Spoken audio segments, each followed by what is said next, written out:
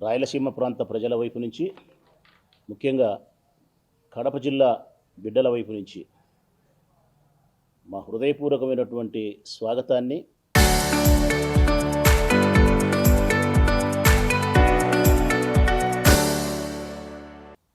అభినందనలు తెలియజేస్తున్నాం జిందాల్ సంస్థ వారికి. కారణం, ఈరోజు కడప జిల్లా జమ్మలమడుగు నియోజకవర్గంలో గతంలో మా పార్టీ అధికారంలో ఉన్నప్పుడు జగన్మోహన్ రెడ్డి గారి యొక్క చలవ చేత, వారి యొక్క పాలనా సామర్థ్యం చేత ఏ జిందాల్ సంస్థనైతే వారు ఆహ్వానించి ఉక్కు పరిశ్రమకు తొలి అడుగు వేసినారో, తొలి అడుగు వేయడమే కాకుండా ఉక్కు పరిశ్రమ స్థాపించడానికి ఓ ప్రైవేటు సంస్థ అయిన జిందాల్ సంస్థను ఇక్కడికి ఆహ్వానించడం, వారికి కావలసిన ప్రభుత్వం వైపు నుంచి భూములు కేటాయించడం, నీటి కేటాయింపులు కేటాయించడం, పర్యావరణ అనుమతులు ఇప్పించడం, విద్యుత్ కనెక్షన్స్ కావాల్సిన ఏర్పాటు చేయడం, రోడ్డు కనెక్టివిటీ, ఇలాంటి ప్రధానమైనటువంటి ఉక్కు ఫ్యాక్టరీని నిర్మించడానికి కావలసిన ప్రభుత్వం వైపు నుంచి ప్రధానమైనటువంటి అనుమతులను, అన్ని సౌకర్యాలను జగన్మోహన్ రెడ్డి గారి ప్రభుత్వంలో ఏర్పాటు చేసి 2019 డిసెంబర్లో ప్రారంభించినాం. దురదృష్టవశాత్తు కరోనా రావడం వల్ల 2023 వరకు ఆ పనులు ఆగిపోయినాయి. 2023లో శరవేగంతో ఆ ఉక్కు పరిశ్రమకు సంబంధించిన అభివృద్ధి కార్యక్రమాలు జగన్మోహన్ రెడ్డి గారు ముఖ్యమంత్రిగా ఉన్నప్పుడు కొనసాగి సుమారు అది 1000 కోట్ల వరకు పనులు కూడా పూర్తి కావడం జరిగింది. దురదృష్టవశాత్తు 2024 సంవత్సరంలో వైఎస్ఆర్ కాంగ్రెస్ పార్టీ జగన్మోహన్ రెడ్డి గారు ఓడిపోవడం, ఉక్కు పరిశ్రమ కూడా ఆగిపోవడం, ఇది సత్యం. 2024 మేము ఓడిపోయిన తర్వాత కూటమి వారు ప్రభుత్వంలోకి వచ్చిన తర్వాత కరెక్ట్గా 25 నెలల తర్వాత జగన్మోహన్ రెడ్డి గారు వేసిన తొలి అడుగును మలి అడుగుగా ఇప్పుడు ప్రారంభించినారు జిందాల్ సంస్థ వారి చేత. ఒక రకంగా చెప్పాలంటే ఇది రెండవ అడుగు, పునర్ప్రారంభం, ఆపేసిన పనులను పునర్ప్రారంభం. ఇక్కడ తెలుగుదేశం పార్టీని మేము మొట్టమొదట ప్రశ్నించే మాట ఒకటి, ఎందుకు 25 నెలలుగా ఈ అభివృద్ధి కార్యక్రమాన్ని మీరు ఆపినారు? జగన్మోహన్ రెడ్డి గారు తలపెట్టినటువంటి ఈ ఉక్కు పరిశ్రమను ఎందుకు మీరు 25 నెలలుగా ఆపినారు? ఈ అభివృద్ధి ఆగిపోవడానికి కారణమేమి అనేది మొదటి ప్రశ్న. రెండవది, ఎటువంటి సందర్భాలలో ఆగినప్పటికీ జిందాల్ సంస్థ వారు మళ్ళీ ఈ ఉక్కు పరిశ్రమను ముందుకు తీసుకుపోవడానికి ముందుకు వచ్చినందుకు వారికి కడప జిల్లా బిడ్డల వైపు నుంచి స్వాగతాన్ని, అభినందనలను తెలియజేస్తున్నాం. మేమే కాదు, మా ప్రియతమ నాయకుడు జగన్మోహన్ రెడ్డి గారు కూడా ట్వీట్ చేసినారు ఈరోజు. జిందాల్ సంస్థ వారికి అభినందనలు తెలియజేస్తూ త్వరితగతిన ఈ ఉక్కు పరిశ్రమను పూర్తి చేయమని, రాయలసీమ ప్రాంత ప్రజల యొక్క కలలను నెరవేర్చమని, ఈ ప్రాంతంలో పేదరికాన్ని నిర్మూలించడానికి సహకరించమని చెప్పి జగన్మోహన్ రెడ్డి గారు అత్యంత గొప్ప హృదయంతో సంస్కారయుతంగా ట్వీట్ చేయడం జరిగింది. ఈ సందర్భంగా ఈరోజు నారా చంద్రబాబు నాయుడు గారు, కేంద్ర మంత్రి శ్రీనివాస్ వర్మ గారు, స్థానికంగా ఉండే నాయకులందరూ కలిసి అదే కన్యతీర్థం దగ్గర, సున్నప్రాలపల్లె దగ్గర ఉక్కు పరిశ్రమకు సంబంధించినటువంటి పునఃప్రారంభ పనులను ఈరోజు ప్రారంభించినారు. ఆ ప్రారంభించే సమయంలో వారు మాట్లాడిన మాటలు, ఎవరు మాట్లాడిన మాటలు? కేంద్ర మంత్రి గారు మాట్లాడిన మాటలు కానీ, ఈ రాష్ట్ర ముఖ్యమంత్రి నారా చంద్రబాబు నాయుడు గారు మాట్లాడిన మాటలు కానీ, స్థానిక శాసనసభ్యులు మాట్లాడిన మాటలు కానీ, కొన్ని అభ్యంతరకరమైనటువంటి వ్యాఖ్యలు వాళ్ళు చేసినారు. నిజంగా అభివృద్ధి కార్యక్రమాన్ని పునర్నిర్మాణం చేసేటప్పుడు వాస్తవ సత్యాలనే ప్రజలకు చెప్పాల్సిన బాధ్యత అంత గౌరవమైనటువంటి స్థానంలో ఉండే ముఖ్యమంత్రులకు, కేంద్ర మంత్రులకు ఉంటుంది. కానీ వారి గౌరవమైన స్థానాన్ని వారు మరిచి అబద్ధాలు చెప్పడానికి, ప్రజలను తప్పుదోవ పట్టించడానికి మాత్రమే ప్రయత్నం చేసినారని చెప్పి నాకు అనిపిస్తూ ఉంది. ఎందుకంటే వారు మాట్లాడిన మాటలు ఒకసారి మీరే పరిశీలించండి ప్రజలారా. మొట్టమొదట జమ్మలమడుగు శాసనసభ్యులు ఆదినారాయణ రెడ్డి గారు మాట్లాడినారు. ఏం మాట్లాడతారు ఆయన అంటే కనుక సహజమేలే, ఆయన ఎప్పుడు మాట్లాడినా కానీ లూజ్ టాకే చేస్తాడు, అభ్యంతరకరమైన వ్యాఖ్యలే చేస్తాడు, అనవసరమైనటువంటి రాద్ధాంతపు మాటలే మాట్లాడతాడు తప్ప అవసరమైన మాటలు కానీ, సంస్కారయుతంగా కానీ, మంచి భాష సంబంధించిన మాటలు కానీ ఆయన మాట్లాడాడు. ఈరోజు కూడా ఆయన మాట్లాడిన మాటలు ఏంటంటే 24 నెలల కాలములో, కూటమి వారు అధికారంలోకి వచ్చిన 24 నెలల కాలములో అన్ని అభివృద్ధి పనులేనంట. అంతకుముందు మా 60 నెలల కాలంలో అన్ని విధ్వంసాలేనంట. మా విధ్వంసాల పరిస్థితి పక్కన పెడదాం. 24 నెలల మీ ప్రభుత్వం యొక్క కాలములో మీ అభివృద్ధి కార్యక్రమాలు ఏంటి అని ఒక్కసారి ప్రజలు ప్రశ్నిస్తే, ఆ ప్రజల పక్షాన నేను ప్రశ్నిస్తే ఏముండాయి జమ్మలమడుగు ఎమ్మెల్యే గారు మీ అభివృద్ధి కార్యక్రమాలు? అన్నీ అప్పులే, అన్నీ అప్పులే. 3,60,000 కోట్లకు చేరుకుంది మీ అప్పులు. ఈయన మీ అభివృద్ధి కార్యక్రమాలు. 24 నెలల కాలంలో మీరు సాధించిన అభివృద్ధి శూన్యము. అన్ని అప్పులనే చేయగలిగినారు. ప్రజలను అన్ని రకాలుగా అవస్థల పాలు చేయగలిగినారు. నిరుద్యోగులుగా ఉంచగలిగినారు. ఉద్యోగులను రోడ్డెక్కించగలిగినారు. వ్యవసాయానికి హాలిడే ఇవ్వగలిగినారు. మహిళల యొక్క స్వయం వృద్ధి కోసం ఇవ్వాలన్న సూపర్ 6 పథకాలను అటకెక్కించినారు. చదువుకుండే పిల్లలను గాలికి వదిలేసినారు. అనారోగ్యంతో ఉండే పేదవారిని కాటికి పంపించినారు. ఇదే కదా 24లో మీరు చేసింది? ఇదే కదా. ఒక్క మాటలో చెప్పాలంటే 24 నెలల మీ కాలంలో అన్ని అప్పులే చేసినారు. రెండవది, ఆయన మాట్లాడే అభ్యంతరకరమైన మాట, జమ్మలమడుగు ఎమ్మెల్యే గారు మాట్లాడే మాట, జగన్ ఒక దరిద్రుడు. ఎంత ఇది అసభ్యకరంగా ఉంటుంది, ఎంత అసహ్యకరంగా మాట్లాడతావు నీవు. ఎన్నిసార్లని నువ్వు మాట్లాడితే మేము పడిపోవాలా? సంస్కారం అనే ఒకే ఒక పదముతో, తెలుగు భాషలో ఉండే సంస్కారం అనే ఒక్క పదము కోసము మేము మా మానసిక నిగ్రహాన్ని మరింత పెంచుకొని మా నోటిని అదుపులో పెట్టుకొని మాట్లాడాల్సిన పరిస్థితి వస్తుంది. కానీ నీవు మాత్రం ప్రతిసారి నీ నోరు అదుపు తప్పే మాట్లాడుతుంది. చిన్న లేదు, పెద్ద లేదు, గౌరవం లేదు, మంచి లేదు, చెడ్డ లేదు.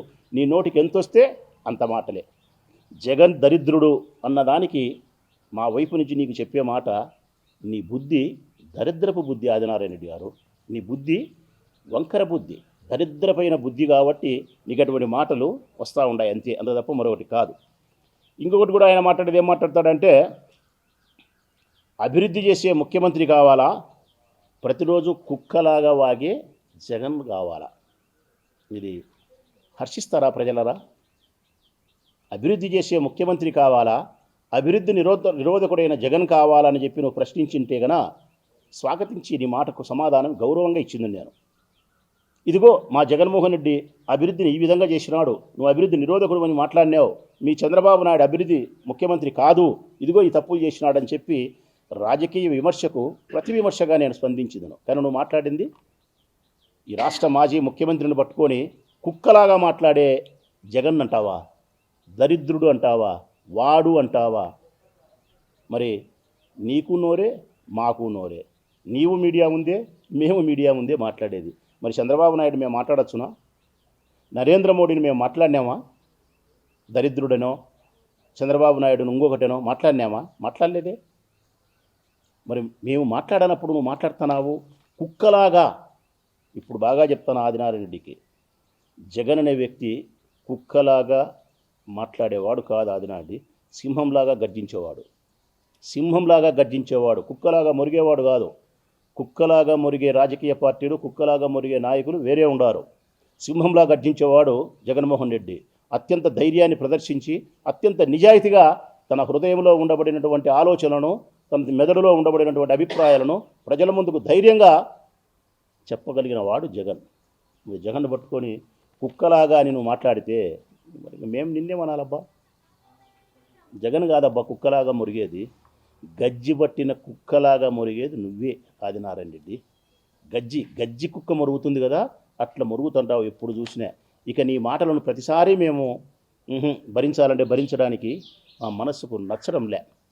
ఇక ఆయన కేంద్ర మంత్రి శ్రీనివాస వర్మ గారు మాట్లాడినారు. ఆయన చాలా అభ్యంతరకరమైన, రాయలసీమ వాసులందరూ అభ్యంతరాన్ని చెప్పే మాటలు మాట్లాడినారు. మరి ఎందుకు మరి ఆయన కేంద్ర మంత్రిగా కొనసాగుతూ అంత అభ్యంతరకరమైన వ్యాఖ్యలు చేసినారో నాకైతే అర్థం కావడంలే.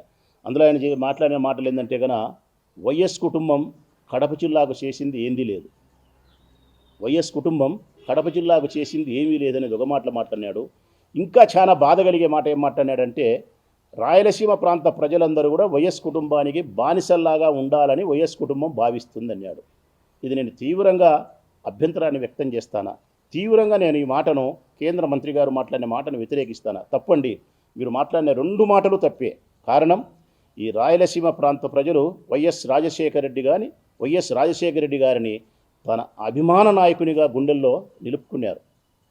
ఈ ప్రాంత ప్రజలు, రాయలసీమకు సంబంధించిన ప్రాంత ప్రజలందరూ కూడా వైఎస్ రాజశేఖర రెడ్డి అన్నను తన అభిమాన నాయకునిగా నిలుపుకున్నారు. నాయకుడు అంటే ఇదిగో ఇట్లుంటాడు రాజశేఖర రెడ్డిలాగా, ఇదిగో ఇట్లుంటాడు రాజశేఖర రెడ్డిలాగా తెలుగు భాషకు సంబంధించినటువంటి ఓ తెలుగు నాయకుడు ఎట్లుంటాడంటే ఈ పంచకట్టుతో ఉంటాడు, ఈ హృదయంతో ఉంటాడు, ఈ మానసిక స్పందనతో ఉంటాడని చెప్పి రాజశేఖర రెడ్డి గారిని వారి హృదయంలో గొప్ప నాయకునిగా నిలుపుకున్నారు.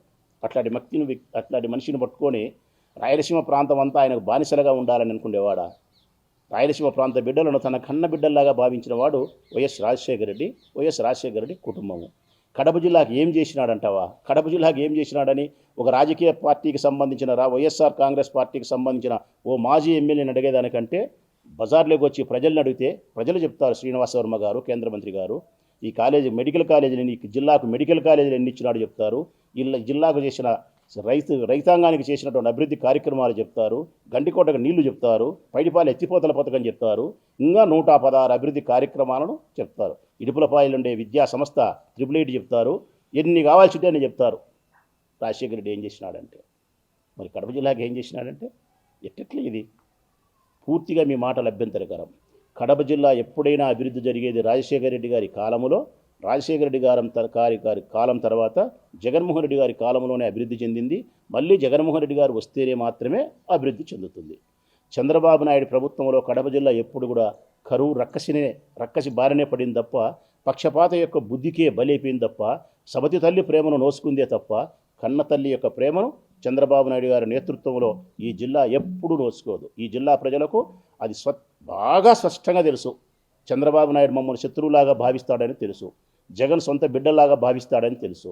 రాయలసీమ ప్రాంత ప్రజలను సొంత బిడ్డల్లాగా వైఎస్ కుటుంబం భావిస్తుంది తప్ప బానిసల్లా కాదు. ఇంకా ఒక అడుగు ముందుకు వేస్తే రాయలసీమ ప్రాంత ప్రజల యొక్క క్షేమం కోసం, సంతోషం కోసం జగన్మోహన్ రెడ్డి గారు వీరికి బానిసవలే పనిచేస్తాడు. రాయలసీమ ప్రాంత ప్రజల యొక్క క్షేమం కోసం, సంతోషం కోసం జగన్మోహన్ రెడ్డి అనే వ్యక్తి బానిసవలే వీరికి పనిచేస్తాడు. ఇది సత్యం. కేంద్ర మంత్రి గారు ఇక ఆయన మాట్లాడతాడు. ముఖ్యమంత్రి గారు చాలా మాటలు మాట్లాడతాడు. ఆయన మాట్లాడేటన్నీ సహజమే. ఇంతకుముందు కూడా ప్రతిరోజు చెప్పిన అంతే ఆ డబ్బా మాటలే. నేను తిరుపతిలో జరిగిన నాకు 24 క్లైమేట్స్ దాంట్లో నేను తట్టుకుని వెంకటేశ్వర స్వామి నన్ను బతికించినాడు, నేను గొప్పవాని, నేను ఇది చేసినా అది చేసినా. కానీ అందులో ముఖ్యమైన మాట ఆయన చెప్పింది ఏంటంటే, ఈరోజు 2026 జూలై 3, మళ్ళీ 2028 జూలై 3 తారీఖును డేటు రాసి పెట్టుకోండి. నేను మళ్ళీ ఆ రోజు వచ్చి జాతికి అంకితం చేస్తా ఈ ఉక్కు పరిశ్రమను అని చెప్పినాడు.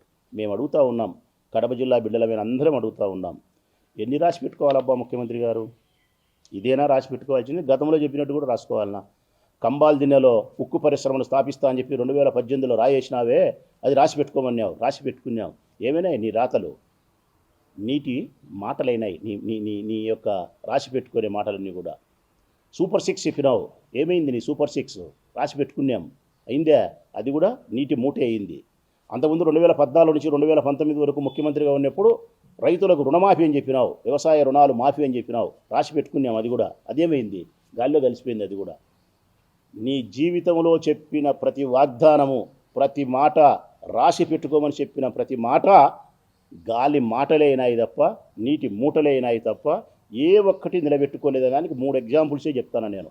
కంబాల్ దిన్నెలో నువ్వు వేసిన ఉక్కు పరిశ్రమకు రాయి ఏమైంది? రెండవది, అంతకుముందు 2014 నుంచి 19 వరకు రైతులకు ఇస్తానన్న వ్యవసాయ రుణమాఫీలు రాసుకోమనేది ఏమైంది? గాలిలో కలిసిపోయింది ఆ మాట. మూడవది, నిన్న 2024 ఎలక్షన్లప్పుడు సూపర్ 6 అని చెప్పి రాసి పెట్టుకున్నారు, అదేమైంది? అందని ద్రాక్ష పండై ఆకాశం వైపు ప్రజలు చూస్తూ ఉండే పరిస్థితి ఉంది. ఇన్ని అబద్ధాలు చెప్పి, ఇన్ని మోసాలు చెప్పి రాసి పెట్టుకోండి అంటే రాసి పెట్టుకున్నాం, రాసి పెట్టుకోకుండా ఏం లేదు. ఇక తర్వాత అమరావతి మావిగన్, ఎస్ సింహంలాగా మాట్లాడినాడని చెప్తున్నాడు మా నాయకుడు. మేము కూడా అదే అంటున్నాం, మేము అదే మాట్లాడినాం. అందరికంటే ముందు మేమే మాట్లాడుతున్నాం. మా రాజధాని మావిగన్, మా నాయకుని యొక్క ప్రతిపాదన మా అందరికీ ఆమోదయోగ్యం, మాకు సమ్మతం, మా ఓటు మావిగన్కే. మావిగన్ను సమర్థించే వాళ్ళు ఫ్యాన్ గుర్తుకు ఓటేయండి. మావిగన్ను వ్యతిరేకించి అప్పుల ఊబిలోకి ఇరక్కపోయి ఈ రాష్ట్రాన్నంతా 2 లక్షల కోట్లకు అప్పు చేస్తామని చెప్పి 1,00,000 ఎకరాలలో శూన్యంలో అమరావతి నిర్మిస్తామని చెప్పి అబద్ధాలతో, భ్రమలతో ఈ రాష్ట్ర ప్రజలను నిరుపేదలుగా, దరిద్రులుగా అప్పులతో తీర్చిదిద్దే ఆ అమరావతికే మేము సమర్థిస్తామనే వాళ్ళు తెలుగుదేశం పార్టీకి ఓటేయండి అని చెప్పి మా నాయకుడు ఇచ్చిన పిలుపు మేరకు మేము నిలబడినాం. ఎస్, దాని అదే మాట రేపొద్దున అడుగు. ఇప్పుడు కూడా చెప్తాను కదా, నువ్వు మావిగనా అమరావతి చెప్పిన సంక్షేమమా, చేస్తానన్న అభివృద్ధి, సృష్టిస్తానన్న సంపదన, శాంతి భద్రతల ఈ విషయాలపైన ఎన్నికలకు నువ్వు వస్తావు, ఈ విషయాలపైన మేము ఎన్నికలకు వస్తాం 2024లో. ఎవరు గెలిస్తే అదే ప్రజల యొక్క తీర్పుగా భావిస్తాం. ఇప్పటికైతే మాత్రం నారా చంద్రబాబు నాయుడు గారు ఈ కన్యతీర్థంలో సున్నప్రాలపల్లె దగ్గర ఈరోజు మీరు ఏమైతే ఉక్కు పరిశ్రమను నెలకొల్పడానికి వచ్చినారో ఇందులో మీరు తెలుసుకోవాల్సిన అంశం, ఈ బిడ్డ మీ బిడ్డ కాదు, మీ సంఖలో ఉండబడిన బిడ్డ మీ బిడ్డ కాదు. మళ్ళా చెప్తా ఉన్నా, జిందాల్ సంస్థ చేత నిర్మించబడుతూ ఉండే ఈ ఉక్కు పరిశ్రమ అనే బిడ్డ మీ సంఖలో ఉంది, ఈరోజు మీ బిడ్డ కాదు. ఇది జగన్ బిడ్డ. జగన్ బిడ్డ. జగన్ నిర్మించడానికి తలంచి అనేక రకాల అనుమతులన్నీ మంజూరు చేసి పనిని ప్రారంభించి రైల్ ట్రాక్ ఎక్కించిన తర్వాత 2 సంవత్సరాలు పనిని ఆపి ఇప్పుడు వచ్చి పునఃప్రారంభం కార్యక్రమంలో భాగంగా నువ్వేదో కొత్తగా ప్రభుత్వం చేత భూములు ఇచ్చినట్టు నువ్వేలే. ప్రభుత్వం భూములు మంజూరు చేసింది జగన్. నువ్వేదో నీటి కేటాయింపులు చేసినట్టు నువ్వు చేయలే, జగన్మోహన్ రెడ్డి గారు చేసినారు. నువ్వేదో పర్యావరణ అనుమతి కాదు, జగన్మోహన్ రెడ్డి గారు పర్యావరణ అనుమతులు ఇచ్చినారు. నువ్వేదో విద్యుత్ కనెక్షన్ నువ్వేలే, ఆయన ఇప్పించినాడు. రోడ్డు కనెక్టివిటీ నువ్వు కాదు, ఆయన చేసినాడు. కేంద్ర ప్రభుత్వం అనుమతి ఉక్కు పరిశ్రమకు నువ్వు కాదు, ఆయన ఫీజిబిలిటీ అన్ని పనులు ఆయన చేసి పని మొదలుపెట్టి పని 1000 కోట్లకు చేసిన తర్వాత నీ ప్రభుత్వం వచ్చి ఆపి 2 సంవత్సరాల తర్వాత వచ్చి అదే పనిని చేసేదానికి తిరిగి మళ్ళా టెంకాయ కొట్టడానికి సిగ్గు లేకుండా కడప జిల్లాకు వచ్చి ఈ పని ఏదో నువ్వు చేసినట్టు పరాయి సంతానాన్ని నీ సంఖ్యలో పెట్టుకొని నా సంతానమని ముద్దాడుతున్నావు చూడి. ఇది కడప జిల్లా ప్రజలు నిన్ను చూసి నవ్వుకుంటున్నారే తప్ప నువ్వు అభివృద్ధి మంత్రం వేయగలిగిన మాంత్రికుని మాత్రం అనుకోవడంలే. మాటలు గారడి చేసే ఓ ఇంద్రజాలికుని మాత్రమే నేను అనుకుంటాను తప్ప కడప జిల్లా ప్రజలు మరొకటి కాదు. అనుకుంటున్నా ఇక్కడ చిన్న విషయం, ఆయన ఏమన్నాడంటే హింసతో నిరాశతో రాజకీయాలు చేయలేకపోతున్నాను. అదేవిధంగా మతి స్థిమితం లేని వ్యక్తితో రాజకీయాలు చేయలేమని కూడా ఆయన వ్యాఖ్యలు చేసి ఎలా చూడాలి? మతి స్థిమితం లేని వ్యక్తి వంగబీటి రంగాన్ని చంపింది ఎవరో చెప్పాలా? వంగబీటి రంగాన్ని చంపింది ఎవరో చెప్పాలా? చింతమనేని ప్రభాకర్ మీద 94 కేసులు ఉండేది చెప్పాలా? వాళ్ళ ఎమ్మెల్యేల మీద ఉండే ఒక్కొక్కరి మీద 70 కేసులు 60 కేసులు 80 కేసులు క్రిమినల్ కేసులు ఉండే వాళ్ళని చెప్పాలా? 175 మందిలో 164 మంది గెలిస్తే 131 మంది మీద నేర చరిత్ర కలిగినటువంటి క్రిమినల్ కేసులన్నీ నమోదయ్యాయి. మరి వీళ్ళంతా తెలుగుదేశం పార్టీకి సంబంధించిన వారు. వాళ్ళందరూ బూతులు మాట్లాడుతున్నారు.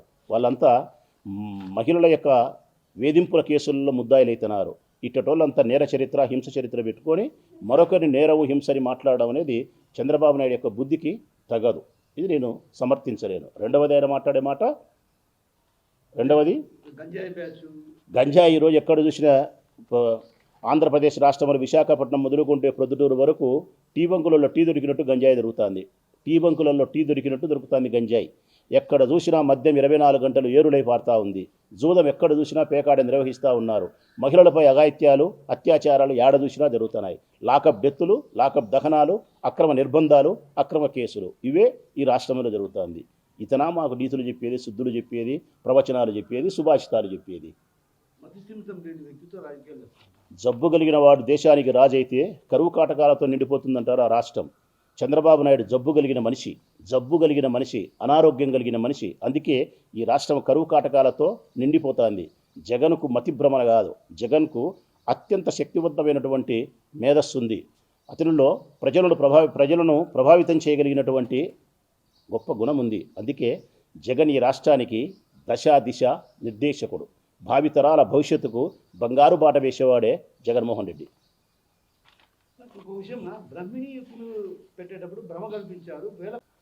అసలు మొట్టమొదట ఈ జిల్లాలో ఉక్కు ఫ్యాక్టరీని స్థాపించాలా, ఈ జిల్లా ప్రజలకు మేలు చేయాలా, ఉపాధి ఉద్యోగ అవకాశాలు కల్పించాలా, ఆర్థికంగా ఈ జిల్లాను అభివృద్ధి చేయాలని చెప్పి మొట్టమొదటి ఆకాంక్ష వైఎస్ రాజశేఖర రెడ్డి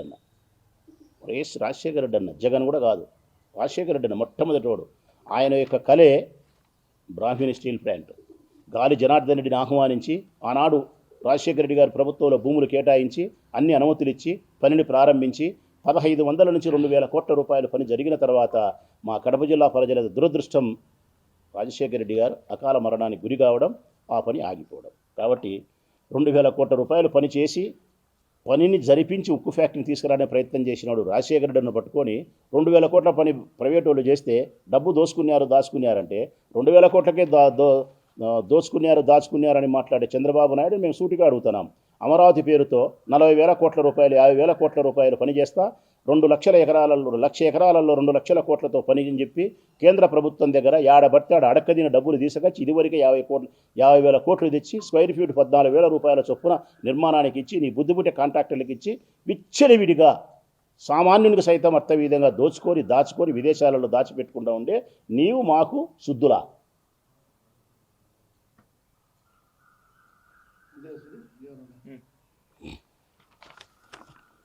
గంజాయి బ్యాచ్ అని చెప్పి ముఖ్యమంత్రి గారు మాట్లాడుతూ ఉన్నారు మమ్మల్ని. ఈ రాష్ట్రంలో విశాఖపట్నం మొదలుకుంటే ప్రొద్దుటూరు వరకు ఎక్కడ చూసినా ఈనాడు టీ బంకులలో టీ దొరికినట్టు దొరుకుతుంది గంజాయి. టీ బంకులలో టీ దొరికినట్టు దొరుకుతుంది గంజాయి. యువతను నిర్వీర్యం చేస్తూ ఉంది. ఎక్కడ చూసినా 24 గంటలు మద్యం ఏరులై పారుతుంది.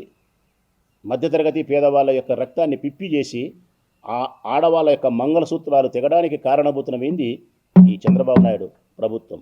ఎక్కడ చూసినా జూదాలు పేకాట సర్వనాశనం చేసి పెడుతున్నారు. ఇక ఆయన మమ్మల్ని డ్రగ్స్ అని లేకుంటే గంజాయి అని మాట్లాడే ముందు ఆయన తెలివింటే మాట్లాడుతున్నాడో తెలివి లేక మాట్లాడుతున్నాడో మాకు అర్థం కావడం లే. సొంతం నీ పార్టీకి సంబంధించిన ఎంపీ మహేష్ యాదవ, సొంతం నీ పార్టీకి సంబంధించిన ఎంపీ డ్రగ్స్ తీసుకుంటూ పట్టుబడితే రాష్ట్రం అంతా సంచలనం కలిగితే సమాధానం లేదు.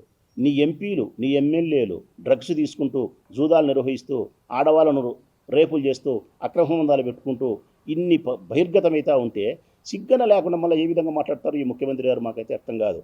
డ్రగ్స్కు నీ ఎంపీలే బానిసలైపోయినారు. డ్రగ్స్కు నీ ఎంపీలు నీ ఎమ్మెల్యేలే బానిసలైపోయినారు. పేర్లు చెప్పమంటే ఇంకా చాలా చెప్తాం, ఇంకా చాలా ఉన్నాయి పేర్లు.